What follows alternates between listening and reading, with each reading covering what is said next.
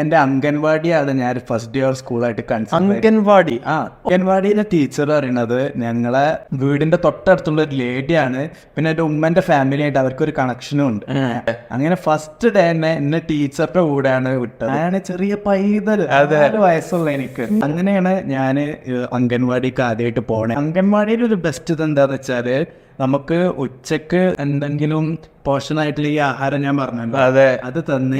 ഈ ആഹാരം കഴിഞ്ഞിട്ട് പിന്നെ ഈ പിള്ളേർക്കൊക്കെ ഒരു 30-40 മിനിറ്റ്സ് നാപ്പ് ടൈം. വലിയ പയച്ചിട്ട് എല്ലാരും ഇങ്ങനെ കിടക്കും. ഒരാള് പോലും ഉറങ്ങും.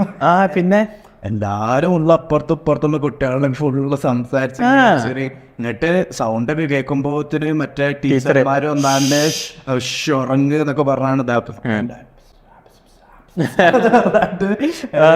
അപ്പൊ വിസ്പർ ചെയ്തതാണ്. എങ്ങനെയൊക്കെയായിരുന്നു എൻ്റെ ഒരു ഫസ്റ്റ് ഡേ ഓഫ് സ്കൂൾ എനിക്കൊരു ഓർമ്മ ഉള്ളത്.